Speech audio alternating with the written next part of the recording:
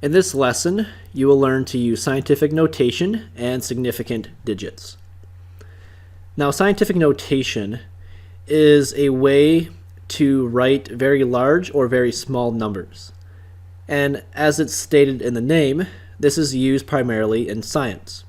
Because in science, when you're dealing with, say, like astronomy distances, well, it's going to be some large numbers in there. And then when you're dealing with like something that's microscopic, you have very, very small numbers. So you need to have a way of writing those very large and very small numbers quickly instead of having, tens or hundreds of digits after. So how this works is we will begin by moving the decimal after the first non-zero number. Okay, and then what you do is you multiply that new number by 10 to some power. And the power you raise the 10 to is determined by the number of places the decimal was moved.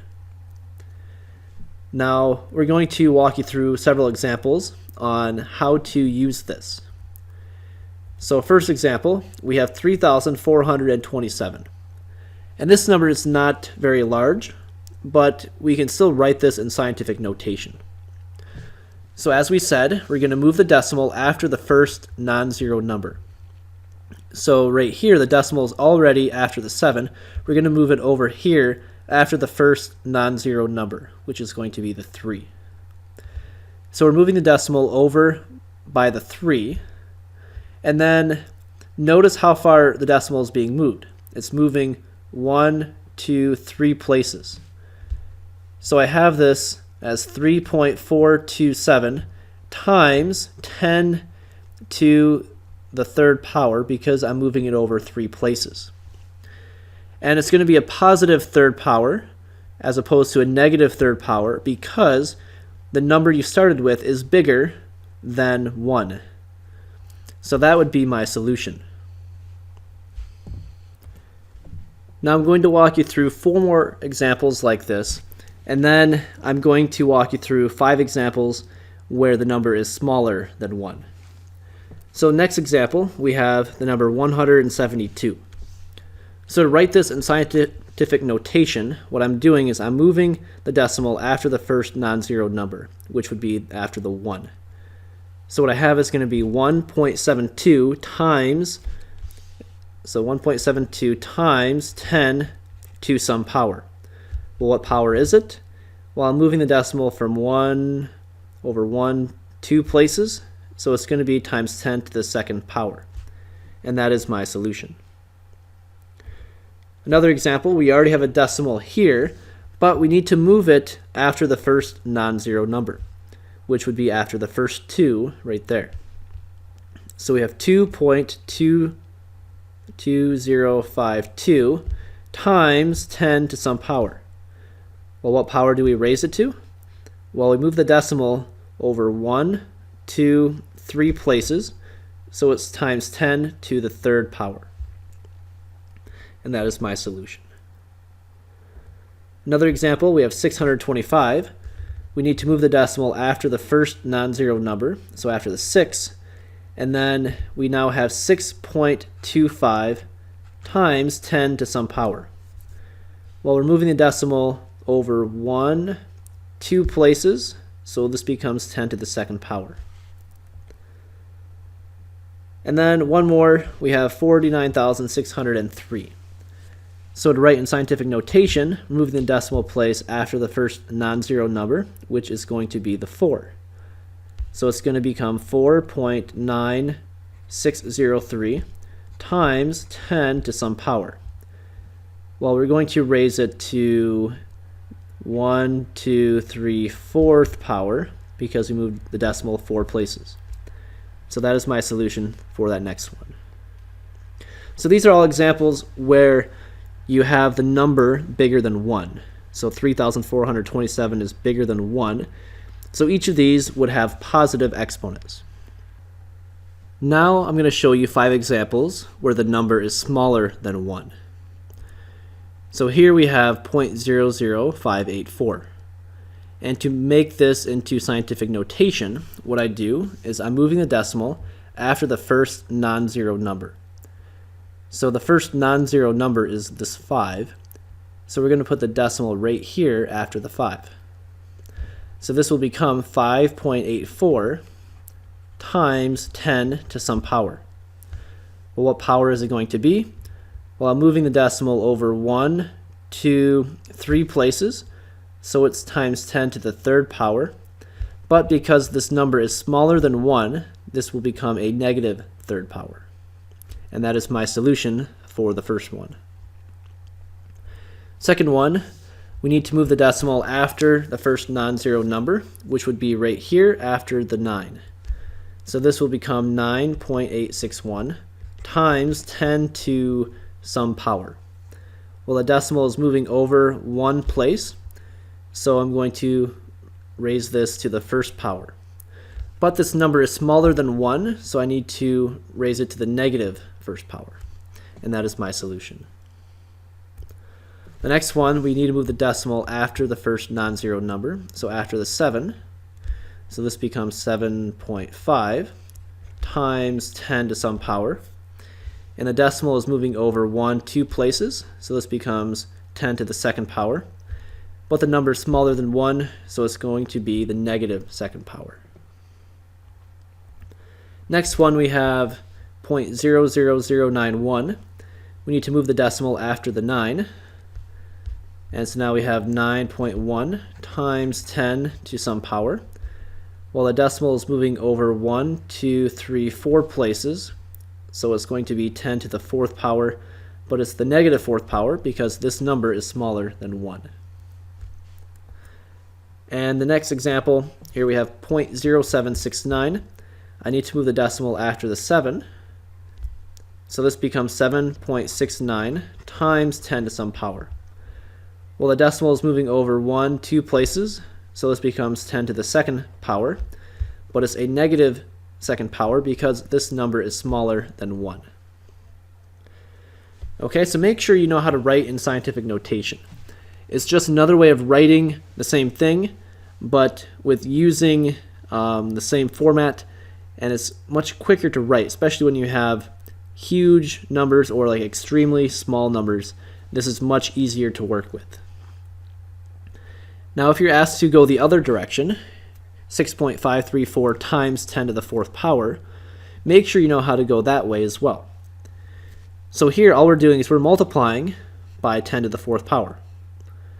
Well, if you're multiplying by 10 to the fourth power, 10 to the fourth power would be 10 times 10, which is 100, times another 10, which is 1,000, times one more 10, which is 10,000. So what I'm doing is I'm multiplying by 10,000. Well, we know that this number is going to become bigger, right? We started with a 6.534. If you multiply that by 10,000, then you will get a number much bigger than 6. So what you do is you're kind of going in reverse. We see that the exponent is a 4, or you can think of it as having 4 zeros. Either way, I'm moving the decimal place 4 places, and it's going to be to the right. 1, 2, 3, and then one more 4 to give me 65,340. And we know it's got to go to the right because you're multiplying by 10,000. So if we move to the left, you're going to get some small number, which wouldn't make sense. So we know it's got to move to the right 4 places. Here's another example, 7.1 times 10 to the third power. I need to move the decimal over 3 places. So it starts here, it's moving over 1, and then 2, and then 3 places.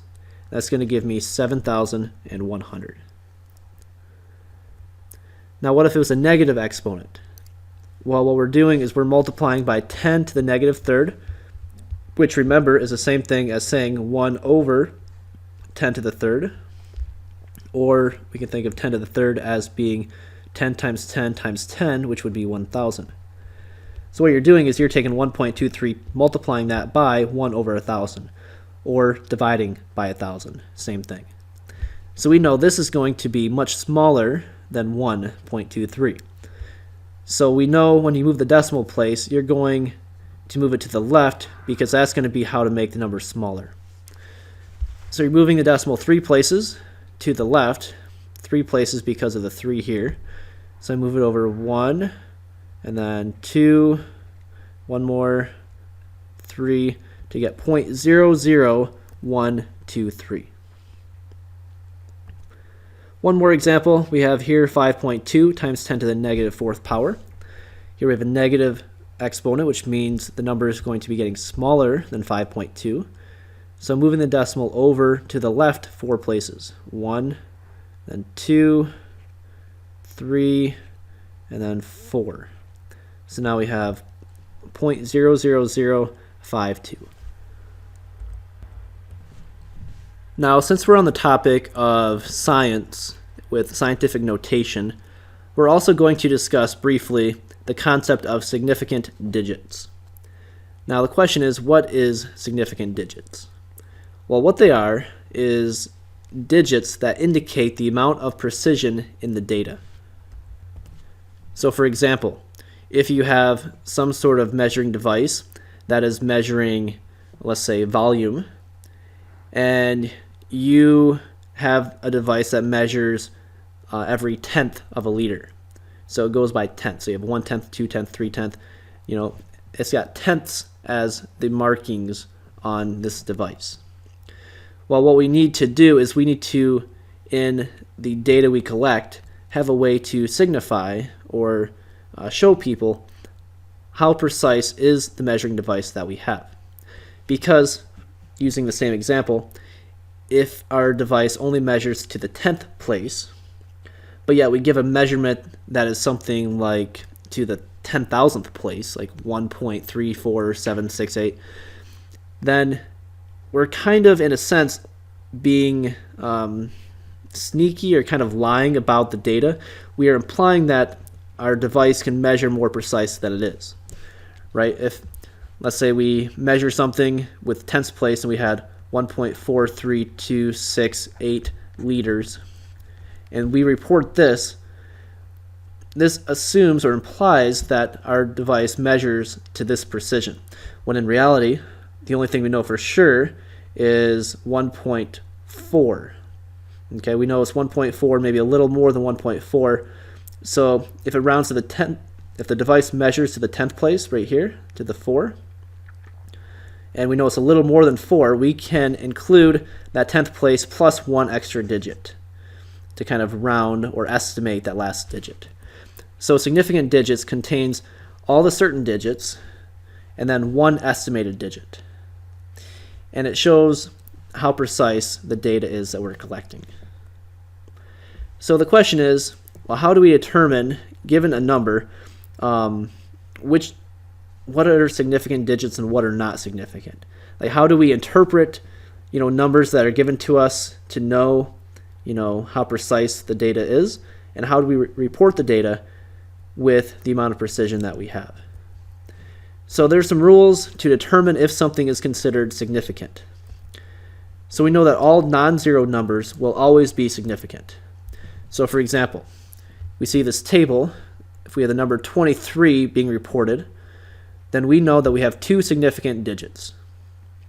Okay, all non-zero numbers are significant. 27, you have two digits, they're both significant, so we have two significant digits. 36, we have two digits. 342, there are three digits, so there's three sig digs. 4,321, there are four significant digits. Here we have four numbers, so there's four sig digs. Here we have five numbers, so we have five sig digs. Here we have six numbers, so we have six sig digs. So all non-zero numbers are significant, and the zeros in between the non-zero numbers are always significant. So if you take each of these and put zeros in there, so we put a 0 in between the 2 and the 3, the 0 is also significant. So now we have three significant digits. Here we have 3, 306 is 3, 3042, you have four digits that are significant. Here we have 5, 200,345, we have 6, here we have 7, here we have 9. All the zeros in between the non-zero digits will always be significant. Okay, then we have to be concerned with the zeros at the beginning and zeros at the end. Well, zeros at the beginning, so zeros before the first non-zero number, are never significant. So here we see zeros in the front. So those are never significant. So in this first example, we just have the 2 and the 3 that are significant. So we have 1, 2 digits that are significant. Here would just be the 2 and the 7. So we have 2 significant digits. Here we just have the 3 and the 6. Here we just have 3, 4, and 2. Here we have these 4, 0, 5, 0, 7. Here's just 2. Here's 3. So the zeros in the front are not significant. We don't look at those to determine significant digits. We just count the other ones. And then zeros at the end of a number are significant only if there is a decimal. So looking at first example, there is no decimal, so this 0 is not significant. We just have 1, 2 significant digits. Here there is a decimal, so the 0 at the end would be significant, and we'd have 3 significant digits. Here we have a decimal, so every digit would be significant, so we have all 4 being significant. Here's a decimal, so all the zeros are going to be significant. Decimal, all of these will be significant. So for each of these here, all of the digits will be significant. Whereas this last one, we only have 3 significant digits because there is no decimal. This 0 does not count. And let me show you one more example. If you had 0.00030, remember the zeros in the front are never significant. So these are not significant, but the one at the end is because of the decimal. So here we would have 2 significant digits. Now one little side note, and that is if you have scientific notation and your question is asking how many significant digits are there in this case. Well, whenever you see scientific notation and you're trying to determine the number of significant digits, I can ignore this times 10 to the 4th power. So I'm just looking at this part right here, and these are both non-zero numbers, so we have 2 significant digits.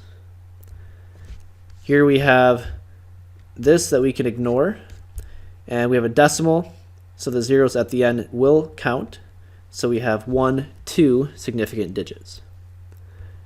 And one more we have here, 10 to the negative 3rd can be ignored, and there's the decimal, so the zeros at the end do count, they are significant.